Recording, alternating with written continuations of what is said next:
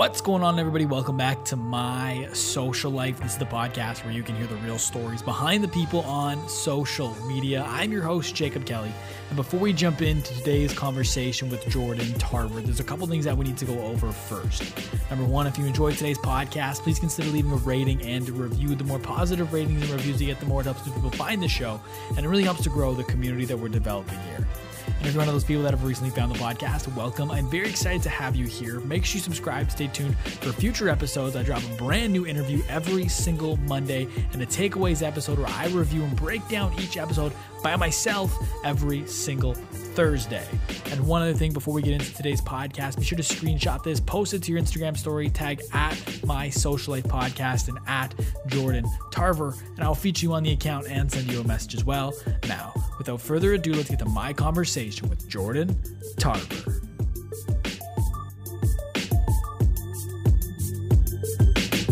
What's going on, everybody? Welcome back to My Social Life. This is the podcast where you can hear the real stories behind the people on social media. I'm your host, Jacob Kelly, and today we're joined by Jordan Tarver. And Jordan is a van lifer, world traveler, photographer, author of Moments to Whom It May Concern, and the upcoming You Deserve This Shit. He's also a writer for Fit Small Business, an online website with over 4 million monthly readers, and I'm very excited to have him here on the podcast today.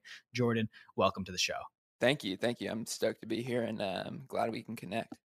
Yeah, I'm stoked to have you here, man. Where I want to start, I want to go all the way back to the beginning. So originally, you're from Sonoma County, California, correct? Yeah, just about an hour north of San Francisco. Okay. And so if I'm not mistaken, you went to, you were in a Montessori school from K to 7, right?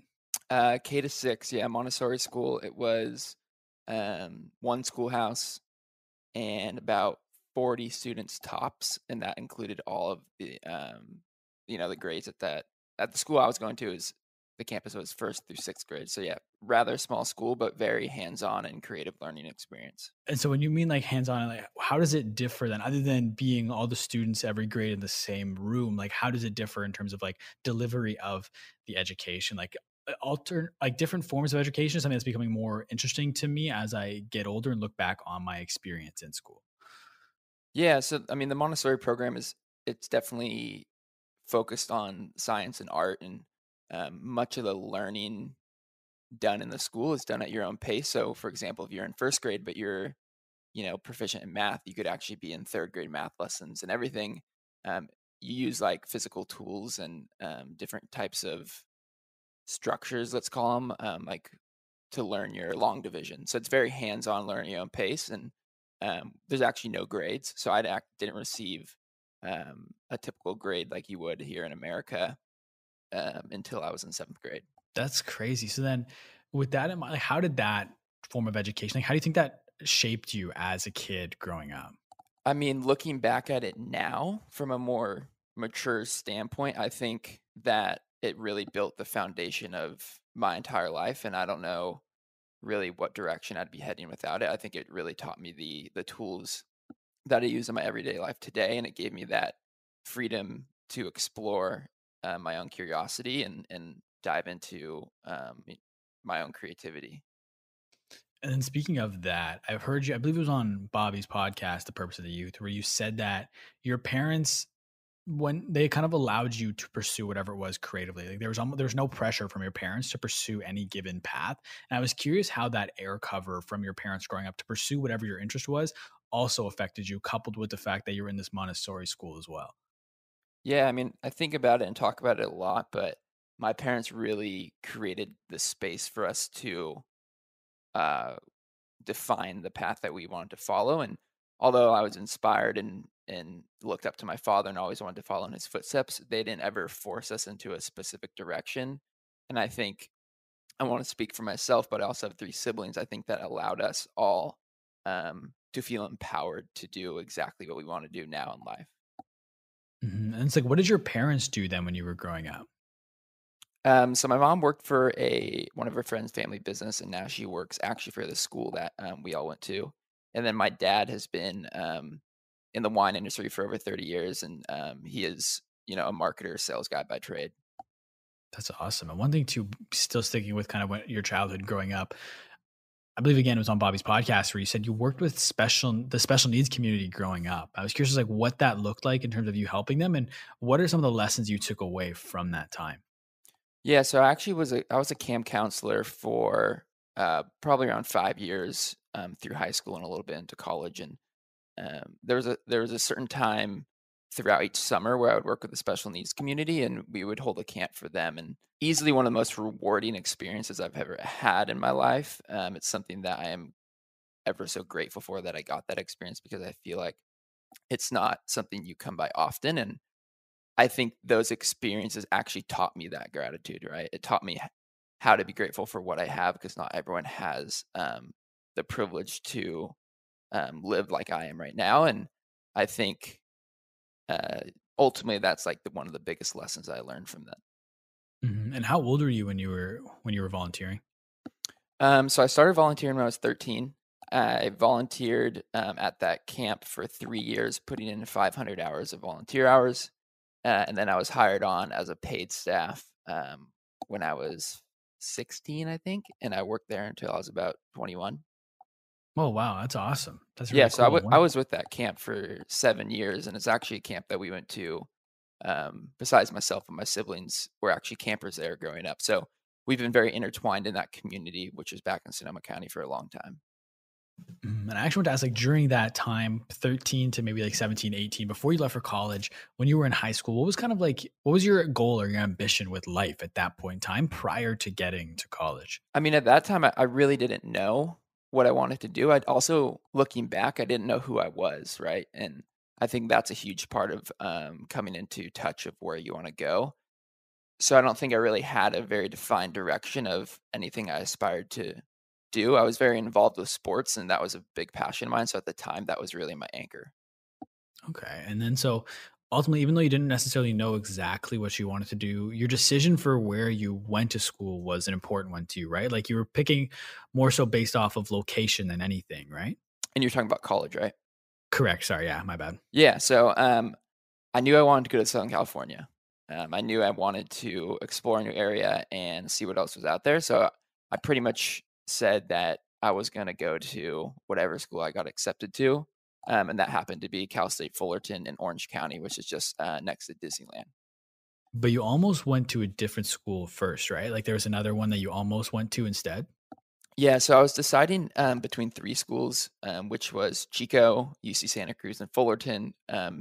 And I was actually heavily in between Chico and Fullerton, and I wasn't going to go check out Fullerton, which is almost like a scary thought now because my life would be so different if I didn't make that decision.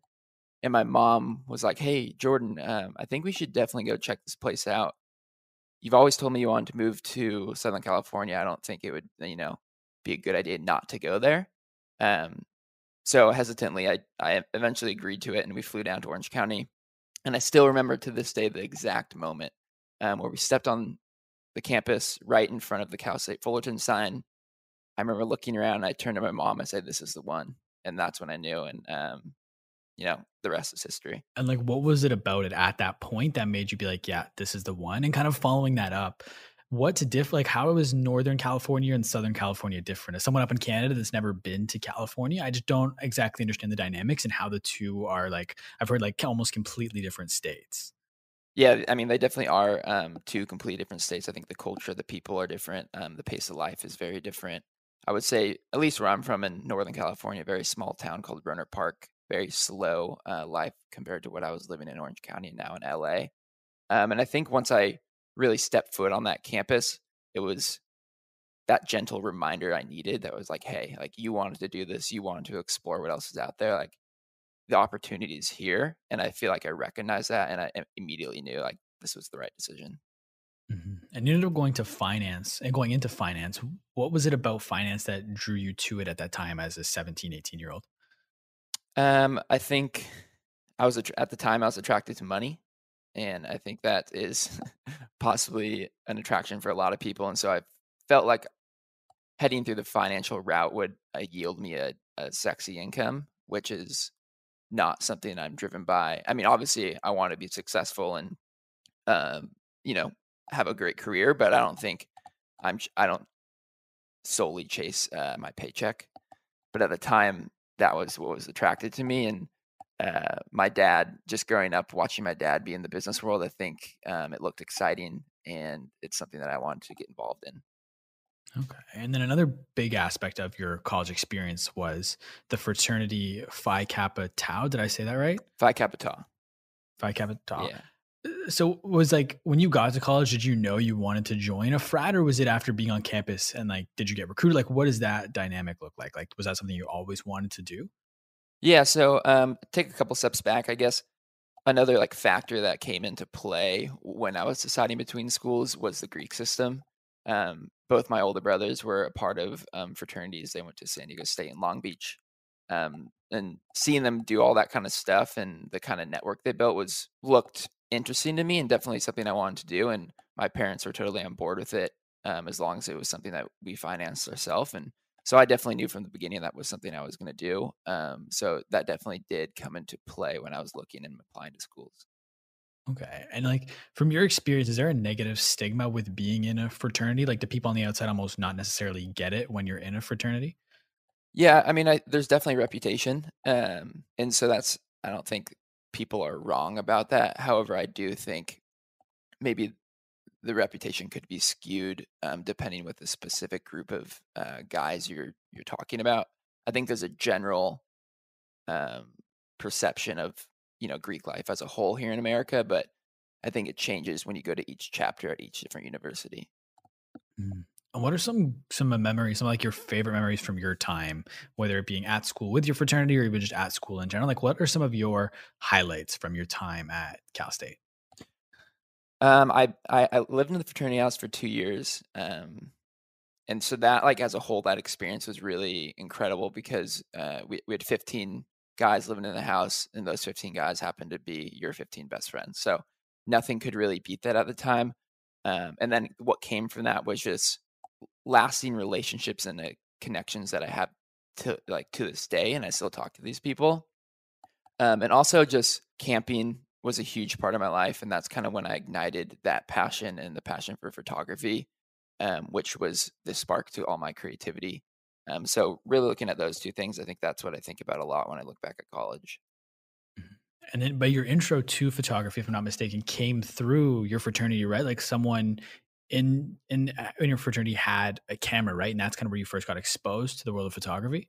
Yeah, so like the fraternity, I really think it was the foundation for a lot of things in my life, and I don't know where I'd be really without that experience. And yeah, my closest friend Ryan Velasic was my first roommate in the house, and was always shooting, and I knew from a young age I liked photography. I used to have like a little camera that I'd bring on family vacations and all that kind of stuff. And then I kind of lost touch with it, and once I met him, he would let me borrow his camera because I actually couldn't afford one yet. And so I would just shoot, either if we were camping or even just like parties at the house, and we would just use his camera for fun. And that was kind of like the first time I was starting to get attached to the art and craft. Mhm. And then ultimately, at what point were you able to get your own camera? I think it was about like a year after I had borrowed his. My parents actually helped me, um, you know, get my first one, and then that was really like the start of the whole ordeal of being like just so in love with the art. Mhm. And as someone like you said, when you first entered college, you were focused on chasing the money. Was there ever a thought with photography when you first got your camera to pursue it as a money making option? Like, would you ever look at shooting weddings or anything like that, or was it purely from the beginning with you just a hobby and only a hobby at the beginning? I think it started as a hobby. I definitely as a business major, and let's take a step back. Not specifically as a finance major, but as a business major, my thought process is always like, how can I turn this into a career? How can I monetize this art? How can I monetize this craft? And so that was always the initial thought with photography. And then I started to learn that you don't have to monetize everything you do. You can do things out of pure joy because it makes you happy and because it puts a smile on your face, right? And so that was that realization I had with photography was like, hey, maybe this is something that I want to keep as a hobby, and not something where I'm stressing about, oh shit, like I got to make money doing this. And so once I had that understanding, I kind of took a step back, and now I have a different approach with photography. Mhm. And then having that realization that that not everything has to be done for money. When you graduated, you didn't pursue finance right away, right? Like that wasn't once you graduated, like that wasn't your number one goal anymore, right? Right. So once I graduated, I was living in Newport Beach, and I was working a restaurant job. And so I quit my job, and our lease had ended because they were just leases the length of the school year. And so I thought, what a perfect time to go traveling. And this is something that my siblings have done, and my parents are encouraging. And so I actually, instead of jumping right into the workforce and following, the words on my degree, I decided to fly to Europe and do a solo backpacking trip. I actually want to ask you about that trip, but I want to talk about before you booked the trip. 232 weeks ago, you posted on Instagram with the following caption: "After staring at my laptop screen for over an hour, I decided to purchase a one-way ticket to London. See you in June, Europe." During that time where you're staring at your laptop screen for an hour, what's kind of running through your head at that exact moment in time? First off, I have the chills. Just listen, I haven't heard that caption in 232 weeks. So that's wild that it's been that long. But yeah, I was nervous, for sure nervous. I was supposed to go with a friend originally, and he had landed a job where they wanted him to come train for that job in New York City during the summer. So he obviously couldn't come, and so it was a big pivotal moment in my life, and it was a big decision for me because I wasn't the person that would do that. I was very unsure of myself. I wasn't very confident with who I was, and so to do something where I'd be going overseas by myself for what I thought would have been 5 weeks was very much so daunting. And then, so how does your family react when you told them that you ended up booking this trip anyway, even though your friend couldn't go with you and that you were going by yourself? I'm actually laughing right now because I'm pretty sure my mom was like, "What?" Because like she know she my parents know me better than anyone else, and they know that was like so out of the ordinary for the youngest son to do. So I think they were surprised, but they were supportive, and that's all that you can really ask for. And how long between your friend saying he couldn't go anymore was it until you booked the trip solo? Um, I think around maybe month, give or take, a little bit of time. I know that I originally tried to look for other people because I was actually like too nervous to go by myself, and then I couldn't just figure it out, and if my friends couldn't work it out, and so I actually kind of saw it as like a sign or like a test from the universe saying like, hey, like this is your opportunity to change your life. Like, are you gonna do it? And speaking of being scared, can you bring me, instead of that moment when you booked the trip, can you bring me to the moment where you're sitting at the gate with your boarding pass in hand, knowing you're about to embark on what you thought at the time would be a 5-week trip to Europe by yourself? Like, are you scared in that moment when you're waiting, or are you just excited? A little bit of both. I think there's definitely mixed emotions. I don't know if it actually had hit me yet though. So I don't think while I was waiting at my gate that I could actually process what was going on. I don't think I really understood that I was going on a solo backpacking trip until I landed in London. Okay. And we've kind of mentioned a little bit here that we keep saying what you thought would be 5 weeks, but ultimately ended up being 12 weeks. It was 3 months. Can you kind of walk me through that trip? Like, you started in London. Where'd you go from there? Ultimately, what made you stay for 3 months instead of 5 weeks? Like, can you just kind of run through kind of like the trip as a whole? Yeah, and so I'll try to do this in a bird's eye view, so we don't take up too much time telling the whole story of the trip. Um, but I flew into London, and the first thing I do was get on a train going the wrong direction. So it's like, all right, this is going to be a journey.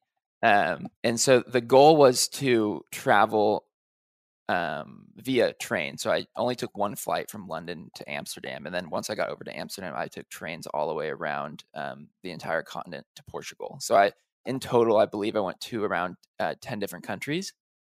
But there was one specific country that really plays an important part of the story, and that was Spain, but more specifically Barcelona. And I stayed at this hostel, and I met easily the most incredible people that I've met on that entire journey and trip. Made really close connections with them, and it was really difficult for me to leave when I was going to Portugal, and I was going to actually fly home from Portugal. And so when I got to Portugal, my flight was actually coming up the next day to fly back to the States. And I was actually in Portugal with my sister, who was living in Paris at the time. We were in the very southern point of Portugal in Sagres.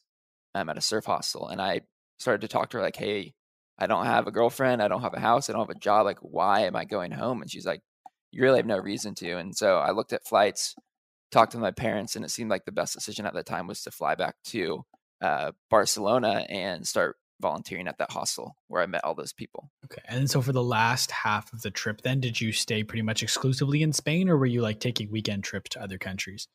Once I started working at the hostel, yeah, I kind of made it my home base and tried to live a different life than I was for the prior 5 weeks. And so instead of jumping around to different spots, I really made that place my home. I lived in a flat with 13 of my workmates. And so, yeah, I really just embraced Barcelona, and partially because I was on a tight budget, but also was looking forward to not having to travel anywhere, but also be somewhere new. Do you have any, like, what are some crazy stories you have from the trip? I always ask people when it comes to travel in this podcast for like some crazy stories or experiences you had on your travels. Um, I mean, I don't it's hard to say crazy because there was so much happening all the time. I think it was all so unfamiliar.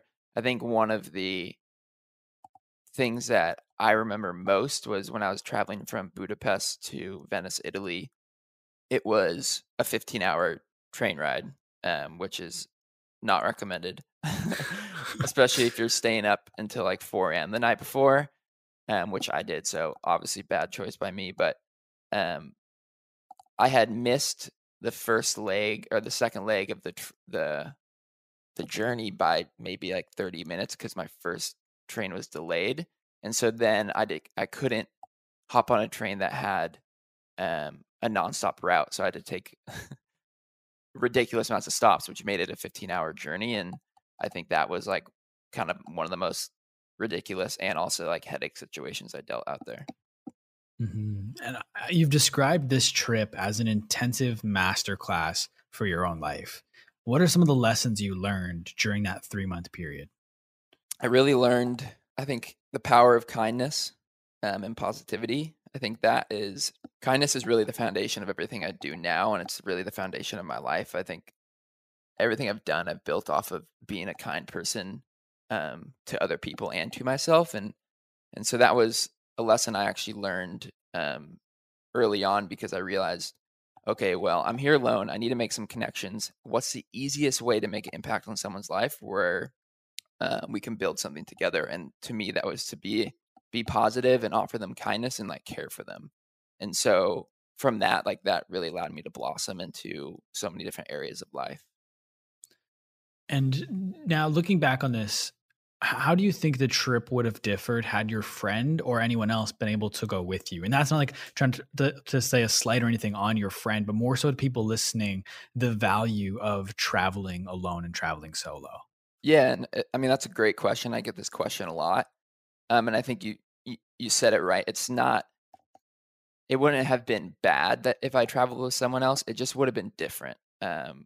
When you're traveling alone, you have the ability to not have to cater to someone else's schedule, which is a huge thing when you're somewhere and there's something you want to do specifically, but maybe if you were with someone, you wouldn't be able to have that experience. So it really sets you up to experience the things that you're supposed to experience. And then also makes it more challenging because you don't have someone to fall back on all the time. And it puts you in the most uncomfortable situation possible, which is the best thing possible when you're traveling because you'll learn the most about yourself.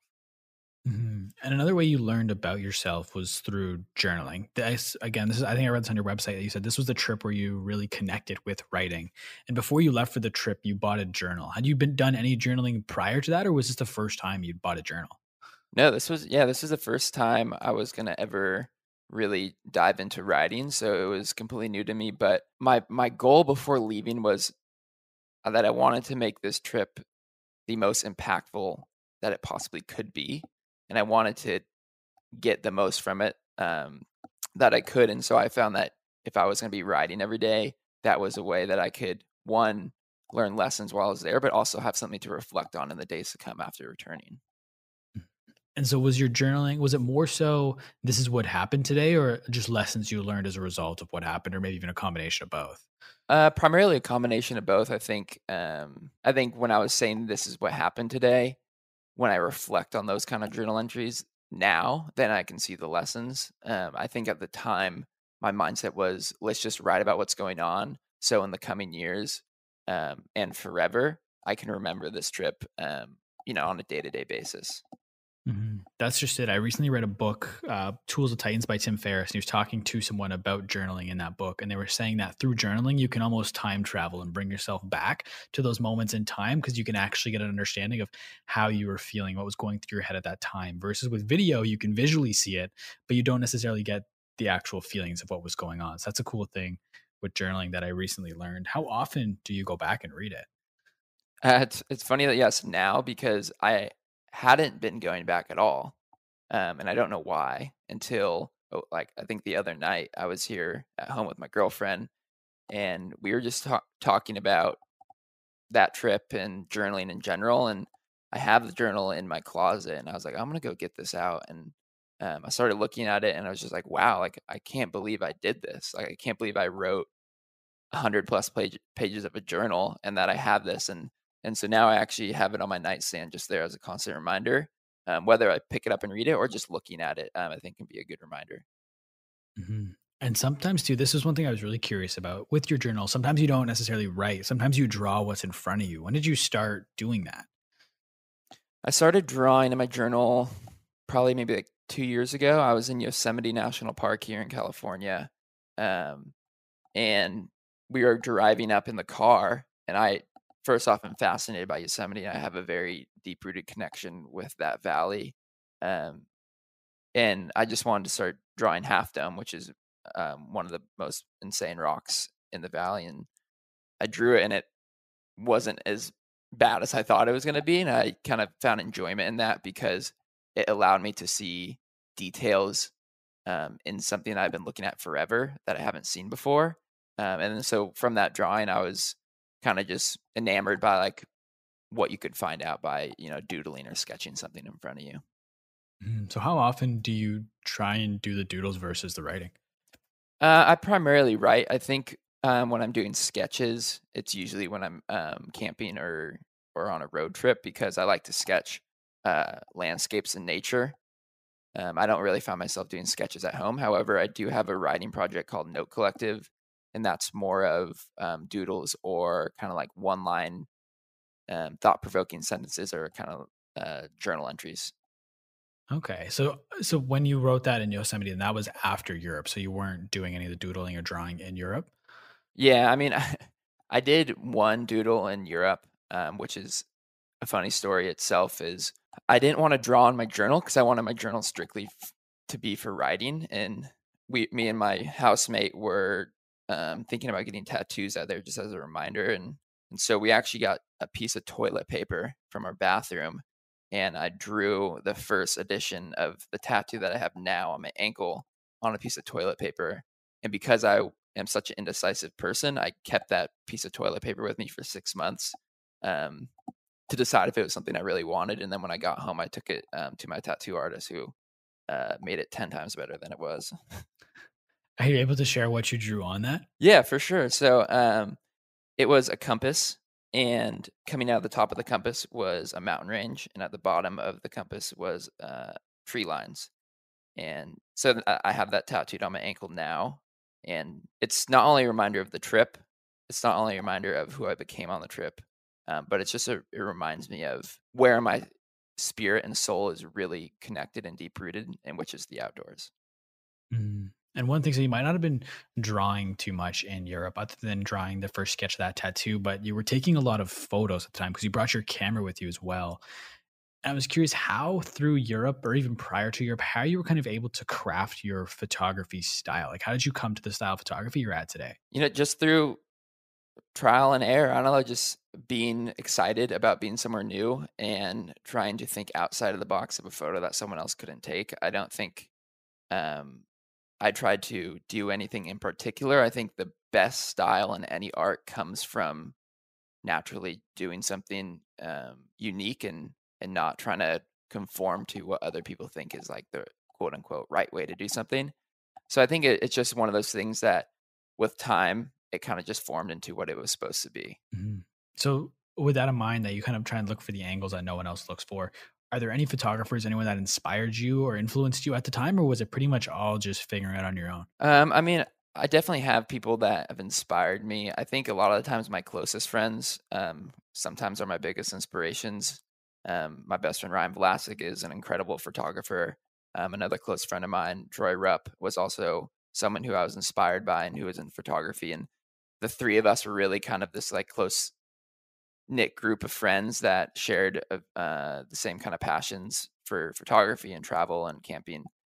So I think I've always been inspired by the people I, surround myself with, Oh, that's interesting. It's cool to hear that you're the product of 5 people you surround yourself with the most, so it's cool to hear that you're drawing inspiration from all those people. for sure. I wanted to ask too, so Europe was great, but from my understanding, kind of readjusting after Europe wasn't the greatest. Like, how hard was it for you to come home? It's difficult, man. I mean, when you're traveling with no job and you really don't have anywhere you need to be and you have all hours in the day to do anything, and then you come home back to reality, it's definitely it's a shock. Like, you have to readjust, to get back in the groove of the culture of where you're living in now.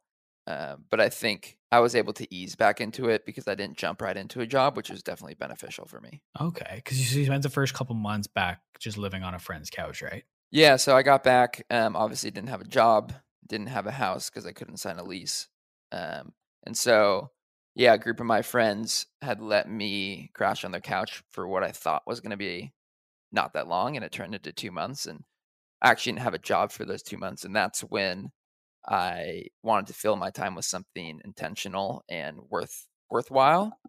And so I decided that it would be a good idea to transcribe my journal from my trip into a book. So that's how I filled my time.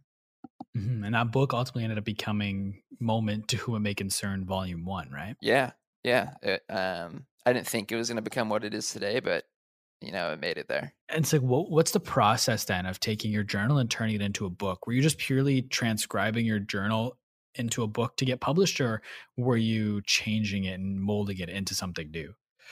So I transcribed all the journal entries, and then removed the ones that didn't really add value to the story. And then the way I molded it into something new was that I actually went in and every so often when a lesson was learned, I put a present day reflection, looking back on the previous journal entry. So looking back on that a specific time on the trip, and then talked about what the lesson was, and so I could make it a teaching moment for other people. Okay. And one thing too, so did you self-publish this book? Yeah, self-published through Amazon. So like through Amazon, it's like, what's that process look like then to get a book published through Amazon? Amazon, they have a great, program set up called KDP, or it used to be called Create Space, um, which is awesome for any aspiring author out there. It really allows you and gives you access to getting your message out. Interesting. So is it almost like print on demand for books, or like what does it look like when you enter this program? Yeah, so you can order books on hand, at an author price, or you can list it on Amazon, and then they will print per order, and then you can also upload it as an ebook. Okay, that's awesome. And so how did it feel then to get a physical copy of your book for the first time? Surreal for sure. Like it. I mean, sometimes to this day, like I don't really believe that I wrote a book. It's weird to look at it and think like, hey, this is mine. Like my name's on that, and this is my product. This is my creation, and this is my message, and it's definitely trippy. And you said like you never would have envisioned what it has turned into today. Like in your words, what has it turned into and led to? I mean, it was the first piece of real writing that I ever published, and growing up, I never was the best writer, and I never really enjoyed writing. Um, so to see that I could do something like that gave me the confidence that this was a passion that I should and I wanted to follow. So it really set me off in the direction where I am now, and writing is my life. I live and breathe writing. It's a part of me at all hours of the day. So yeah, it really, created that space for me to keep going with writing. Mhm. But in the beginning, when you were first working on this book and publishing it, was there a fear that like not many people are going to read this, or were you more so just entirely just enthralled in the process of writing and publishing your own book, regardless of how many people ended up purchasing it and reading it? Yeah, I mean, that's a great question because I think that's a fear for a lot of creatives out there. There's a block that they don't want to release something that doesn't do as well as they thought. So I think for me, I didn't set those expectations. I think my expectations with the book was more so to prove to myself that I can do something bigger than myself. And also, a big thing of the book was that I wanted to write it, I wanted to publish it so that in 10 years or however many longer that like my family could read it, my kids could read it, and then their kids could read it. And then so that this is a story of me that could be passed through generations. But the original idea was never worried about how many people are going to read it right off the bat. And it was just something that I wanted to create for my community. Mhm. And I'm sure too, partnering with Amazon where they just kind of print by order or you just buy however many you want at the author price probably offsets a little bit of that fear because from my understanding, it doesn't require a ton of financial investment to get your book made, correct? Yeah, it's a pretty inexpensive route to go, and so it takes that financial burden off of you to get it out and get it started. And so essentially, like for just kind of a little bit more in the details of the program, you upload like the cover art and everything, and basically all the like. How do you format it? Do you work with Amazon at all, or do you just upload it entirely how you'd like it to be formatted, and they just print it to those specs? Yeah, I actually worked with a freelancer who will format the inside pages, and then for this book, I had to design the cover myself, and then also sent it to him, and so he formats it into the kind of file and like offsetting that you need for a book for like the bleeds and stuff around the pages. And so once he sends that file back, I just submit it to Amazon, and then you get to print a proof, and then you can see it in book form before you really finalize it. Okay. And so, like, do you have to get approved to get into that program, or is it literally you just sign up for it and you're in? No, yeah, you just sign up just like you would for a regular Amazon account. So it's pretty simple process to get going. Yeah, just super cool. I didn't know that Amazon did that. I think that's a really good option for people that want to kind of get their feet wet with publishing their own book. Like, that's awesome. And one thing that the book led to happening in your life that I want to ask you about, or shortly after the book got published, is you got connected to Rory Kramer, right? Yeah, so I had responded to Rory's story one day. He was talking about like manifesting, and I'm super into like doing manifestation guided meditations, and so I had actually messaged him something about it, and it caught his eye, and so we started talking via Instagram, and then he called me one night, and so we had this conversation on the phone, and kind of just went back and forth, and really had told him I wrote this book, and so that was like the connecting piece to us, I think. And from that, we had met up in person. And I gave him like a couple copies of the books. We hung out for a bit. And ever since then, we've stayed in contact as friends and shot photos together. So, but drawing back to that, really the book had set me up to make a connection with someone, which I think is like the most beautiful thing that could happen from any kind of art. And kind of taking that in mind, like how you just replied to one of his stories, which led to this friendship. Have you tried to do that again, or not even tried to? But is that just something you continue to do to try and engage with people in order to create new friendships and relationships, or is it kind of just a one-off thing that happened with Rory? Um, it just felt right with Rory. I just what he said was resonating with me at the time, and so I felt, drawn to responding to him. I'm not seeking out to respond to people to hope they respond back, but for me, it's like if I feel urged to say something that I think could benefit someone, whether on social media or in person, I am not someone that is going to feel reluctant to say it because I don't really think there's anything to lose if it's all out of positivity. Mhm. And with the book, when the title of the book again, "Moment to Whom It May Concern," Volume One, is there going to be a Volume Two? Eventually, I think the volume two will come naturally, and I think I want to keep that series in kind of like a journal form. And so whenever uh, something happens in my life where I've been journaling a lot about it, and I think I can teach some lessons through it, I think that would be a good time to do volume two and volume three and so on. Interesting. So you don't have like a certain date that you're planning, right? No, I think it will just come up naturally. I know, like for instance, I'm journaling a lot right now about being in quarantine, so I don't know if that would be something I'd want to put out. But for example, like if I'm journaling a lot every day and there's a lesson, that's something that I would consider putting into a book for other people. And whenever that moment does come where you decide to make the next volume and the volume after that, is it based off of like one specific journal, or are you going to pull different lessons through like your last several journals to make a new book? I think it would really depend on the situation and what I want to teach. Ideally, I journal every day, and so every year I have a journal for that specific year, and so I wouldn't expect for me to have to pull from multiple journals. I think it would all come from the same year. Interesting. And I kind of want to change gears a little bit here. I want to talk about van life. And when did you so you said in college you were camping a lot. Was that when you were kind of like packing the Volvo full of stuff and just going out for weekend trips? Yeah, so in college I had a Volvo wagon, and I would just sleep in the back of it and bring a couple friends, pop some tents up, and we would just pack it with stuff for the weekend and uh, either do a local trip just like near a beach or we've been up to like Big Sur in Central California and places like that. Okay. And I've heard you say too that one of the reasons that you kind of ultimately got the Volvo wagon and wanted to get your own van was because when you were 6 or 7, you'd sit and watch your dad pack the car before family camping trips. I was curious, what about your dad packing the car kind of made you grow attached to wanting to live that kind of lifestyle? Yeah, so my parents really ingrained the outdoors and nature and camping in all of us from such a young age, and I think I was just enamored by watching my dad kind of use his Tetris-like method to pack the car for each camping trip. And although I wasn't able to help at the time, I think looking back on it, I was really learning like his style of getting things in the car, and it's really interesting because now I use that in my own adventures. And so I think the passion for camping really just links back to that whole experience as a child of going camping often, and then continuing it through college.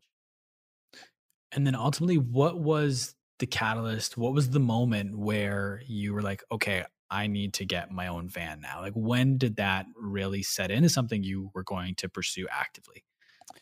Yeah, so my Volvo's transmission blew out when I after I graduated from college, and that was kind of when I was like, okay, I've got to buy a new car, and it seems like this is the time in my life where I have the most time to convert it, convert a camper van.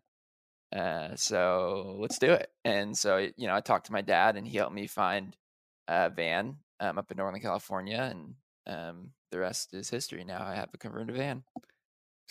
What it's like, what kind of van is it? So it's just a Ford Econoline, kind of like what you'd see like an electrician use. Um, it's just completely gutted it of all like the worker type kind of shelves and walls that were in there. It's gutted, but when you got it, it wasn't gutted, right? Like it was Oh full of no, tools when you bought it, right? yeah, it was full of too much stuff. It had a ladder rack on top with a pipe box. It had industrial shelving inside, and then like this industrial wall behind the driver's seat. So the first plan of attack was to get all that stuff out, sell it, and then figure out how to get the ladder rack off the top, which was extremely heavy, and also sell that. And successfully did that all in under 2 weeks, which was probably 10 times quicker than I imagined. And then I was able to put that money right back into the build. Mhm. That's awesome. But I'm big on focusing on like keying in on specific moments in time. And so when you're driving that van back after picking it up, which is probably like 7, 8 hours away, I'm guessing, when you're driving that van back with all these tools, like driving down the highway, everything's rattling in the back. You just made a huge purchase. Is there any buyer's remorse or like what's going through your mind when you're driving back by yourself with this van? 110%. There was buyer's remorse.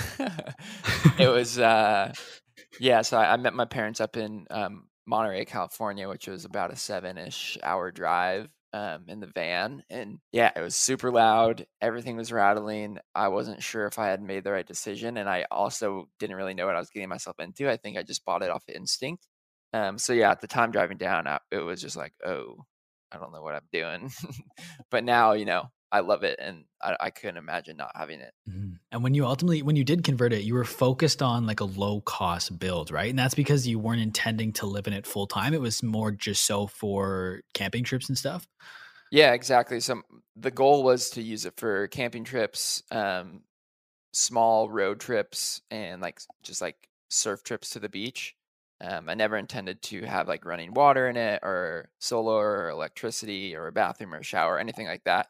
Um, so I just really wanted to keep it within my means, and I didn't want to have to break the bank to do a project that I dreamt of. And so I kept that angle on the build, and I think I did a pretty well job at it. And this is kind of a funny story. So I've been interested in van life for the last several years now.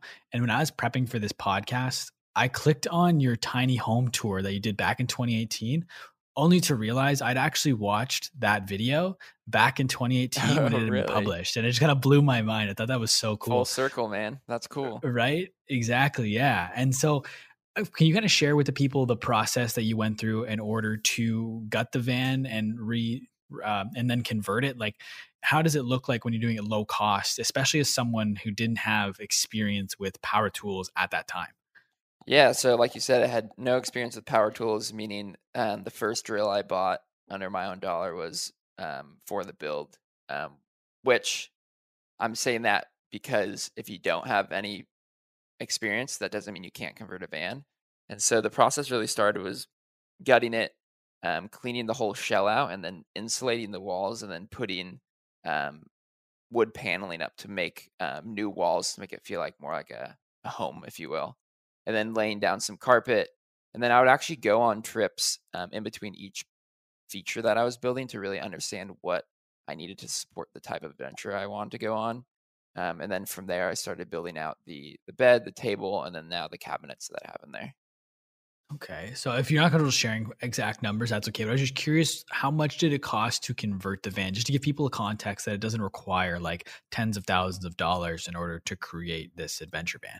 Yeah, no, I'm totally comfortable talking about that. I think that's a big part in feeling like you can do this. And so for me, I mean, I didn't keep track of everything, but I usually tell people the build, and this is not including the purchasing the van, was probably around $2,000 to $3,000, which is definitely on the inexpensive side. And that's because I wasn't using, like real kitchen appliances and everything like that. Is there ever a plan to fully convert the van so you can live in it full time with running water, electricity, and a kitchen in there? So I don't think I'll ever live in a van full time. However, I will have another van. I think this van is perfect for the part of my journey I'm at right now in my own life. But I think later down the road, once we have a family and things like that, we definitely want to invest in something a little bit bigger that could support more people. Mhm. And how do you decide where to go with the van? Because you're not going, like I said, you're not living in the van full time. So how do you decide when's the time to fire up the van and take it on a trip? So we definitely look at trying to do camping trips throughout the year. Obviously, right now we can't, but we try to do a trip a month. Usually just something local for a weekend, and then usually every other year we'll do a longer road trip. And then on the off year, we're usually traveling overseas. Okay. And so what's the longer trips look like? Because you've stuck primarily to the West Coast, right? hmm Yeah, so most of our trips are in California. Yosemite being the place that we go most. But we did a trip in, I believe, 2018, I want to say. And we went to Sedona, which is in Arizona, and then we also went up to a couple national parks, Zion, Bryce Canyon, and Grand Canyon, and that was a full 10-day trip. And you keep saying we and our. You're talking about your girlfriend Nicole, correct? Yeah, yeah. Sorry, my girlfriend Nicole is my right hand co-pilot, and she's always on the trips with me. How important is it to have someone on the trips with you that supports everything that you're doing? I mean, it's great. It's awesome to not have to pull teeth. So it's nice to have someone that's on board with camping and everything that I'm passionate about. And I think she always been passionate about it too. But I think you need someone else to do something like that with, and so I think it's fun for both of us to have that sense of adventure. Mhm. And similar to Europe, I'm curious about some crazy van life stories. I know like one that I saw on your Instagram was 8 a.m. having to dig the van out of 2 feet of sand. Is there any other stories like that or sticky situations you've gotten into doing this? I mean that one was funny because we were in the desert at 8 a.m. We're trying to drive out, and the van sunk in the sand, and uh, Nicole was very courageous and decided to start digging the van out at 8 a.m. and it was freezing cold. So I definitely think that was one of the more like hilarious experiences. But I think one of the most epic and crazy experiences was I was gave myself a personal assignment to chase a winter storm into Yosemite Valley. I've always wanted to see that place in its full winter coat, and so we did that, and we drove to the valley. Knew the storm was going to come into the weekend. We got into the valley right before the day before the storm came in, and then the next day we woke up to pretty much a blizzard. It was near whiteout. Most insane experience I've ever had, and everyone else left the valley, and there was only a handful of people there that were looking to, like rough it out until the morning. And once the morning came, I had zero regrets. That's awesome. That's so cool. And you turn experiences like that into long form stories on your website that you couple in the photos that you take along these experiences. When did you start doing these long form stories? Yeah, so these long form stories are called trip reports. I actually started doing them when I got the van, and so on that first trip that we did into Alabama Hills, California, I wanted to find a way to couple my writing with my photography, and so I felt that I could take these trips that we were doing and share these experiences with other people that may not ever experience them, or just to share. And so, yeah, I started writing long form stuff when I bought the van. Okay. And ultimately, like, do you when you write these stories, do you put them together while you're on the trip? Like, are you writing then, or do you just more so write them after as like a reflection? Mostly after, but I think a lot of the writing process happens on the trip without actually writing. I think a big part of writing in general is absorbing your surrounding environment and looking beyond what's directly in front of you, like looking into the meaning of things. And I think that's this type of writing is kind of what put me in the direction of being an introspective writer, and more so in the direction of what can you learn from the outdoors and what can you learn from nature. And another place that you share these experiences and your learnings, one, of course, is through the trip reports, but also through your Instagram. I want to talk about your primary Instagram right now, Jordan at Jordan Tarver. You have about 9.2 thousand followers. What did you do to grow your account to that size? Just consistent posting, consistent sharing of quality content. I know I started as a strictly a photography account before I had found the passion for writing. So I was posting a lot of adventure photography, and it's evolved, which I am glad it has, because I think it's an accurate representation of who I am. And now it includes a lot of my works of writing. So yeah, just posting consistently, engaging with other users, and making sure that everything you're sharing is intentional. Was there a moment, was it maybe when you were just strictly a photography account, but was there a moment where you decided that you want to try and grow this account, or did it all just kind of happen organically? It just kind of happened in college. I think shooting a lot with my friends Ryan and Troy, we all were just super into sharing our works of photography, and there was never like the goal was never to like have a large following or anything like that. It was just mostly to share what I was doing. Fair enough. And so, as someone who started originally as a photography Instagrammer, but has since pivoted a little bit, I was curious how important having a perfect grid is to you. Is that something you concern yourself with a lot, making sure that everything kind of flows cohesively when someone's looking at your account? Or do you more so just focus on individual posts and making sure, like you said, you post with intention? I personally focus on both. I think I like to have an artistic grid because I think it challenges my creativity. And I think nowadays, with the rise of social media, basically your Instagram is your portfolio, and people look at it as a professional portfolio. And so, for a single post, I look at intention of what am I saying in the caption and what kind of message am I delivering to my audience, and always making sure that whoever sees the photo or words that they're going to leave with something positive. And then on a bird's eye view of the feed, I definitely look at cohesiveness, to kind of show my artistic abilities and also challenge my creativity to do something different. And there's one thing too, like you said there, when you like to post with intention, but that's not necessarily just in terms of engagement. Like you said, it's with the caption, make sure people come away with some form of positivity. Because I kind of did an overview of your account, and it looks to me that your top performing content is your landscape shots, your adventure photography, but you still post the other content anyways. how do you determine what the balance is of what you post? Like, when do you post these landscape shots? When do you post a quote versus a photo of yourself? Like, how do you determine that? Kind of just on the flow, whatever feels right. I don't think what I post is not driven by the engagement I get, and I think that's why I have a healthy relationship with social media because I'm not driven by my likes or followers. I'm driven by what's the message I'm giving to other people, and are they going to get any benefit from it? And that's why I still share the stuff that doesn't quote unquote do well, right? And I think that's important for all people because I think social media can have a very negative impact on yourself, and it can be a dangerous place if you treat it in the wrong way. And so I do my absolute best to focus on the message and not the likes.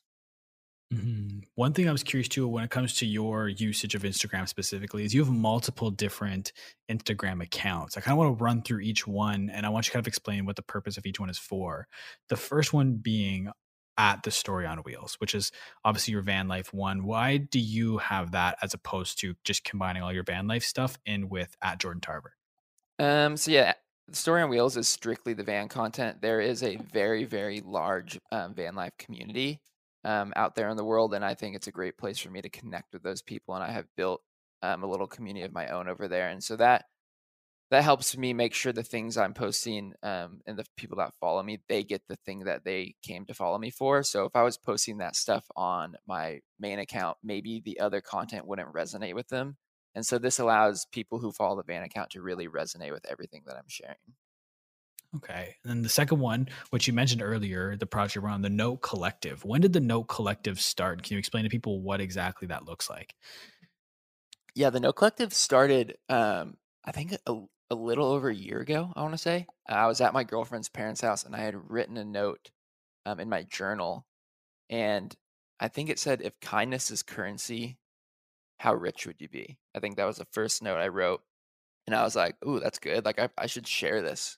I think other people could benefit from it. So I started the Note Collective. And the goal of the Note Collective is to encourage other people to be the best versions of themselves, one note at a time. And again, leading with intention on that feed. The whole idea is if someone sees this note, like, can they leave with something positive? And then, so why again? Back to a similar question. Why do you post it in a separate account versus on your own Instagram? Because I would think back originally you did post them on your account, but then you made this separate Instagram. Yeah, so it started as like a personal project on my own, and then really thought I could build a community that was looking for those kind of positivity and uplifting, thought provoking quotes. And just like I said with the story on wheels stuff, I really think because we can't uh, specifically cater our feeds to our followers, meaning we can't only show them the posts that they want to have. I think having a specific Instagram for a project like that allows me to make sure I'm delivering the exact content to the people that want to see it. And there's two other Instagrams you have as well that I want to talk about. The first one being the Instagram for You Deserve This Shit, which is your upcoming book. When is that book coming out? And then how long have you been working on an Instagram to promote it? The book is kind of up in the air. I want to make sure we're through this crisis right now, and people, have the headspace and the mind space to, open up to a new book and a new product. So that is undecided.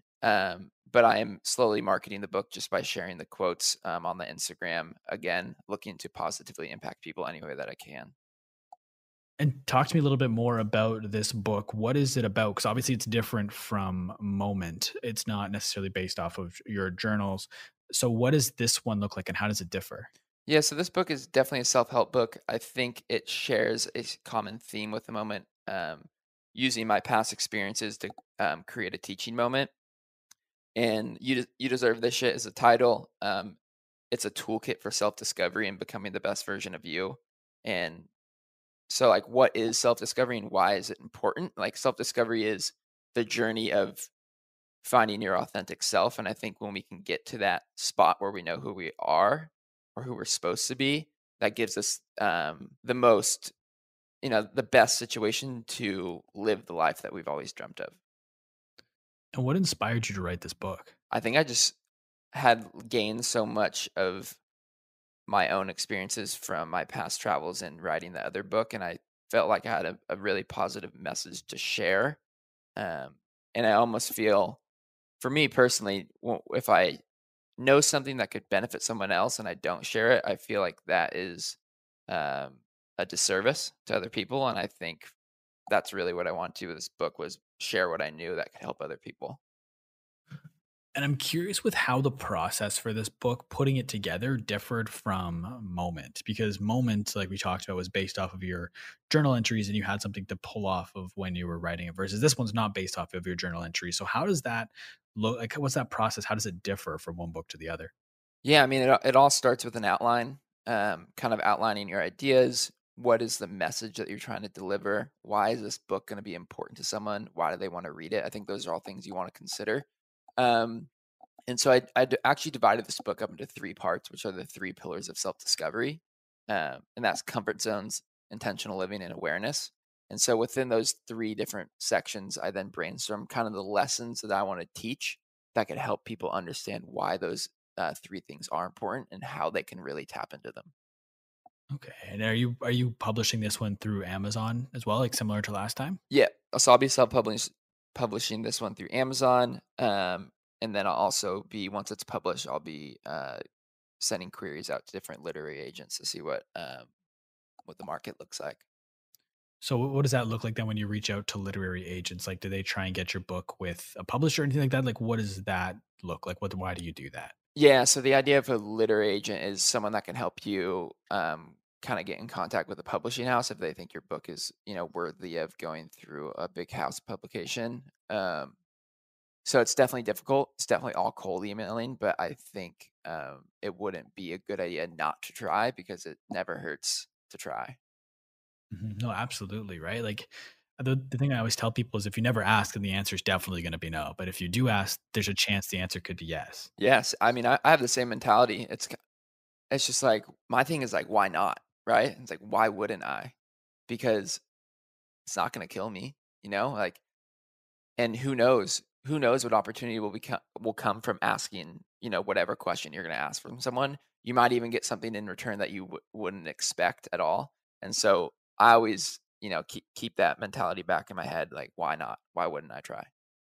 Mhm. And kind of on the same vein there a little bit, I was curious as to why you asked to come on my podcast. Are you doing outreach right now in order to promote your book, or like what does that look like for you? Yeah, I think right now I'm trying to spread kind of the work that I'm doing on all fronts. But obviously, most importantly, sharing my story, and letting people learn who I am, and maybe it resonates with them and they want to support the work I do, and they can learn something from me that will benefit their life. That's awesome. One other thing too, I noticed you recently started a YouTube account. I think you have 2 videos up right now. Is that kind of similar to your book on hold right now until the coronavirus crisis gets resolved? So I originally started the YouTube account because I've created some van life specific content. I'm building an adventure landing page, I'll call it, on my website right now, which is going to house a another landing page just for the van life community. And so I have a ton of videos that I'm putting up on there so they can live on YouTube, and interlink them on my site to help people in that community. But I think once the book is launched, I have some ideas of what I want to do for video content around the book. That could definitely help people get a glance into what the book's about before purchasing. Can you give little teasers to what those videos are gonna look like? Because 'Cause they're obviously gonna be very different from the van life. Yeah, I mean, the idea is to have something called Author's Chair, which will be an inside look into the author's mind behind the book. And so in those videos, I think what I want to do, and this is very fresh idea, I think a lot's to come through more brainstorming, but the idea is to read into a chapter, or maybe even just a small passage, and then have me, from my author's perspective, explain what that really means and what the lesson is. And so people kind of get a more detailed look beyond the words in the pages. Interesting. Would you ever do a podcast companion to the book? I actually made a tweet about that, I think this morning or yesterday night, maybe, about how podcasts make great companions to different forms of media. So is that something you'd ever look at doing, like a companion podcast to your book? Yeah, I definitely think that's an idea. I think the author's chair is something that could actually live on a podcast as well. I just haven't looked too much into it, but I definitely wouldn't count it out. And you mentioned there too that you're going to put the van life stuff on your website. How long have you been working on and building your personal website? I think I've had my personal website since 2013. So that's 7 years. I think I would say in the last, I used it heavily when I was traveling. I was also, in addition to journaling, I was doing a weekly blog, long form blogs on my site, kind of about the lessons I was learning. And then, so ever since then, I've been working on it more often than I was in the beginning. But ever, like even recently, I think with time, I get more involved with my website.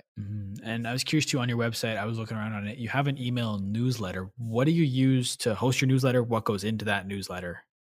Yeah, so I create my newsletter through Mailchimp, um, which is a free like newsletter service, and the newsletter is called Ideas for You. Basically, it's a weekly newsletter every Thursday, where I deliver 4 ideas for my audience, and those can range from anything. It's kind of like either the things that I'm thinking about during the week, some things I'm reflecting on. Maybe it's a quote from my book, or a quote from my adventure story.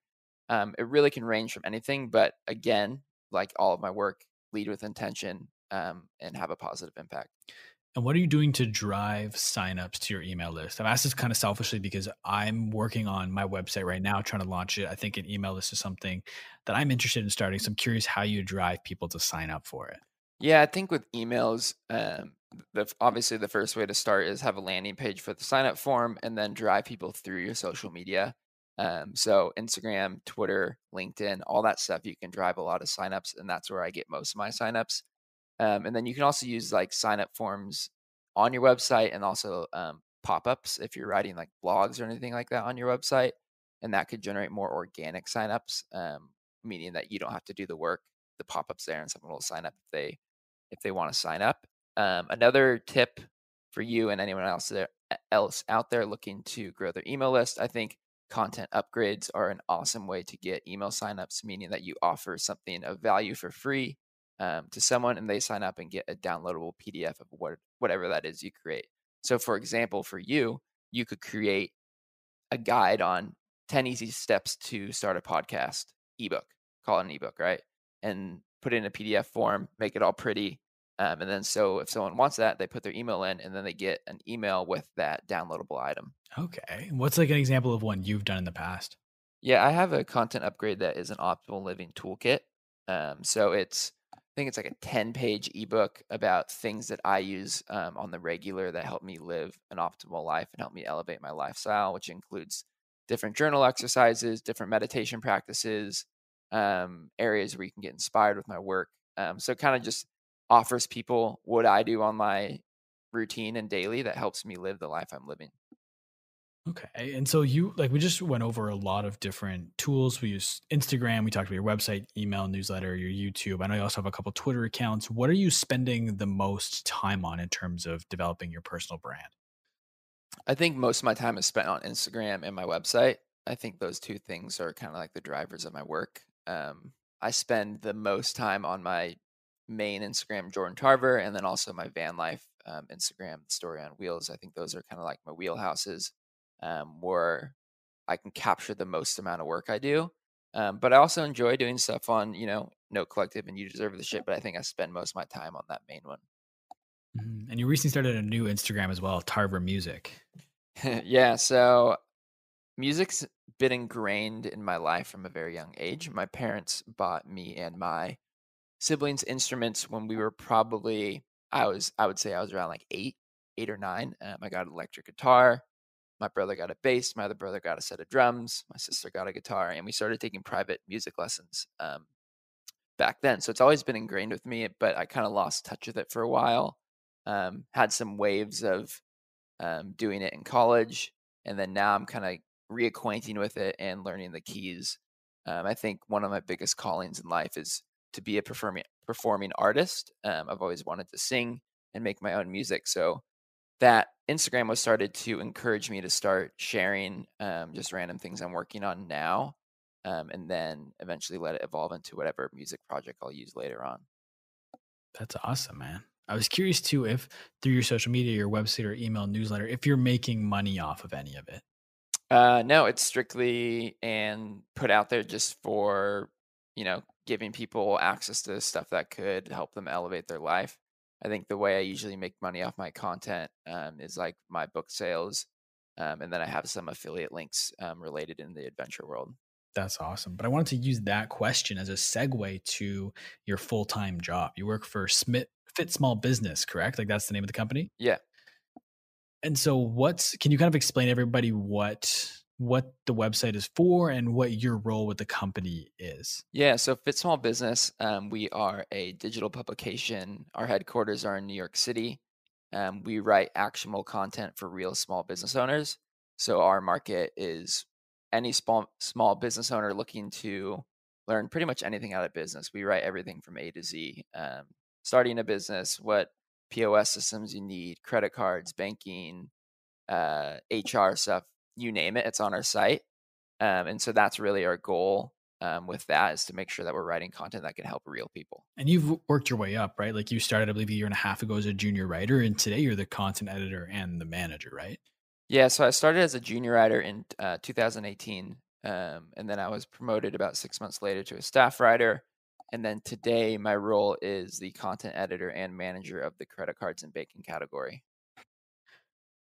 I'm curious, how then do you bring the same level of enthusiasm to writing for Fit Small Business as you do for writing your own content, whether it be on your website or in your book? Because they're two very different things. So how do you bring the same level into each of them? Yeah, I mean, very different things in the sense of the kind of content we're delivering, but very similar in the way that we deliver our content, both myself and the company. Everything we do is with intention. We want to actually help real people. We want to actually provide real beneficial answers. And I work for an incredible company that has an incredible culture with incredible people. And I love my job, wholeheartedly love my job, and I love everyone I work with. And so I think having that kind of relationship with my work and understanding the amount of impact we have on a nationwide level really motivates me to have that same enthusiasm, whether I'm working on jordantarver.com or fitsmallbusiness.com. Mhm. It's awesome to hear that you love your job that much. And it's cool too because it draws on a little bit of what you went to school for in terms of finance. And I have a quote written down by you, and it says, "You, in terms of a job, you should cross a passion and your knowledge and intersect those two lines in the middle. And wherever that intersection point is what you should pursue as a job." So I'm curious as to how you found Fit Small Business. One, because it's the perfect job where there's the intersection of your passion and your knowledge, but also because it's a remote job that I feel like a lot of people that want to travel full time are looking for full time remote jobs. How did you find that opportunity? Yeah, so I think I lucked out a little bit. My brother, my oldest brother, Evan, actually works at the company as well, and he was already working at the company for about 2 years before I came on board. And so he linked me up when there was an opening spot on the finance team to write some finance content. And I think that was kind of like the light bulb moment of, whoa, this is the point where I can take that passion and take something I actually didn't think I was going to use, finance, and really cross them. And now I am writing online finance content. That's awesome. And I want to ask about the life of someone that works remotely full time. I mean, I guess most people in the current state of the world are working remotely full time, but normally, what does your schedule look like as a remote worker? Yeah, so I've actually been working remote before this job. I've been full time remote for 3 years now, and so the transition was definitely tough. But I think one thing that I found super helpful was retaining working hours as I would if I was in the office. So which helps me give structure to my day. So I still work around 8:30. I start at 8:30 or 9 and work till about 5, and that helps me, like stay on task, not get distracted, and still feel like I'm going into work. Okay. And so you also, I believe, I can't remember where I heard this. Might have been Bobby's podcast, might have been your website, but you time block your schedule, correct? Yeah, I'm huge into time blocking. I think when I first started working remote, I wasn't, and I could see my time getting away from me. And so I'm an early riser. I'm out of bed around 5:30 to get my day started. I love to do some sort of personal creative work before I head into my full time gig, and I think that helps me get my gears turning to produce at my highest level at work. And yeah, so I set up my day in blocks of time, usually around an hour to 2 hours, depending on the task, and that keeps me on task the whole day, and it yields the highest production levels. And correct me if I'm wrong, but you don't travel and work at the same time, right? Like you have your home base in LA and then you travel when you're not working, right? Right. Yeah. So I primarily, if I'm traveling, I'm going to be taking vacation. I think for me, when I travel, I love to really and just dive into being somewhere different and not focusing on work. So I make sure to separate those. I think you can do both, and I think that's a personal preference, and that's something people can choose on their own. But personally, I like having my home base here in LA and working out of my house, and then using travel as that getaway. Mhm. I wanted to ask about your writing routine, both for Fit Small Business and for your personal content and books. What does that look like? Like, how does it differ? Do you have to be in a specific spot, listen to a certain kind of music? Like, what does that look like for you? You know, I don't have a crazy routine like some people do of being in a certain place and listening to music and having this headspace. I think for me, I like to write in the morning. I think that's kind of like my one thing that I have with the writing process. So I do, for example, for the book that I was writing, I would write for an hour every day before work, and then I would use a large chunk on a Saturday to go write at a coffee shop. Um, so yeah, that's kind of my process. I appreciate writing in the morning, but nothing to do with like the music or anything like that.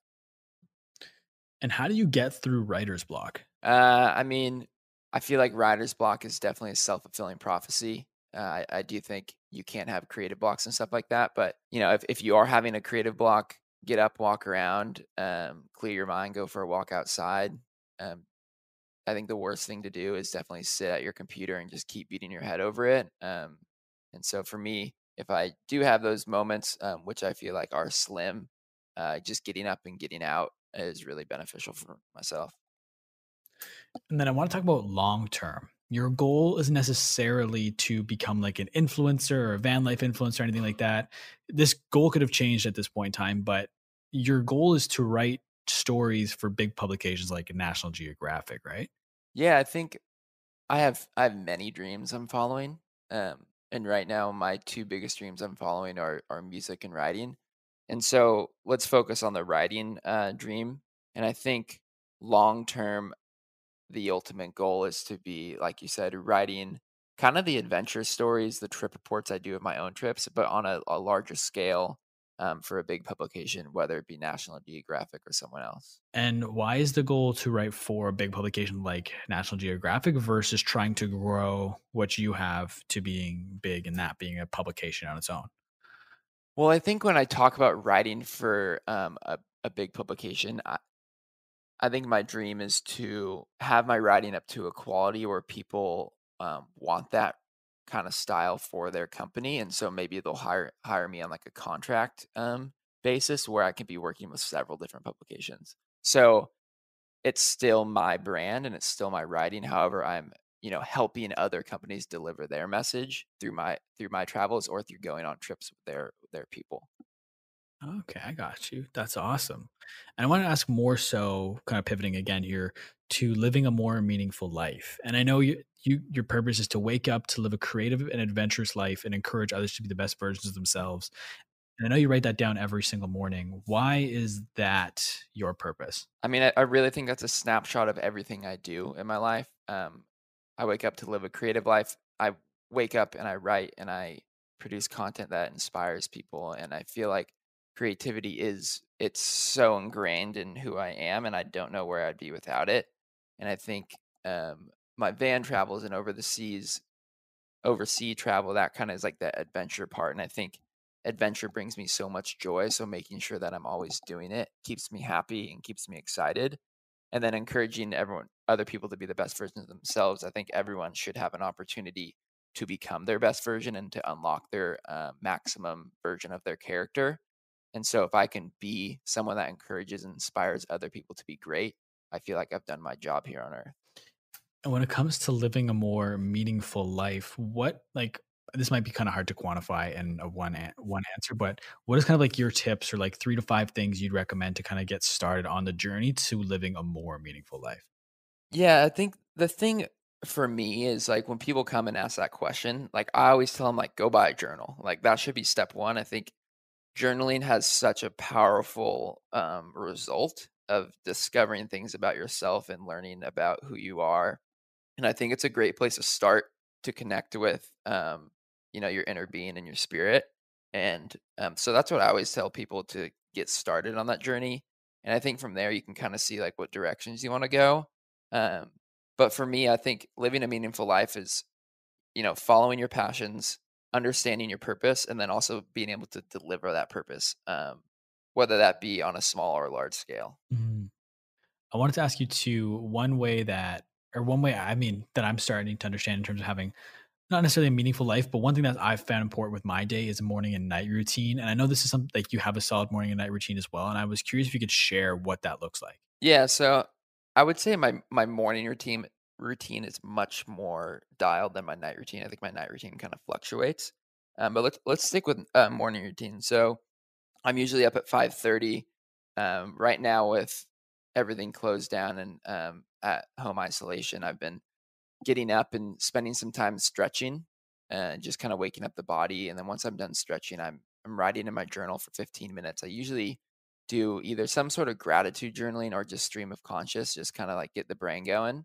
And then after that, I'll hop into some sort of at home movement workout, go on a jog, something just to, start the day with movement. And then I usually try to get in like an hour of self creative work before jumping into my full time gig. Got you. And where does manifestation come into play in turn throughout your day? Yeah, so I usually do. There's definitely a small window of meditating in that time frame of my morning routine, and I do a lot of manifestation guided meditations because I'm such a dreamer and I'm such a forward thinker of envisioning my future. And I think the best way to predict your future is to create it. And I think manifestation stuff allows me to understand what it is that I value to have in my future. So when manifestation and in how in terms of how you practice it, do you just like think the same thoughts every day or do you say the same sentence every day? Like practically, how does that look like for you? Yeah, I've been using actually the same two guided meditations for probably about 2 years now. And so that helps me kind of guide me through a practice. And then I think journaling about things you want to manifest into your life, writing them every day, kind of like how I write my purpose. The idea with that purpose is to always be manifesting that purpose into my day and into the rest of my life. So I think there's definitely, like a grab bag of things you can do. But I personally love the guided meditations I do, and it helps me kind of stay in touch with those feelings.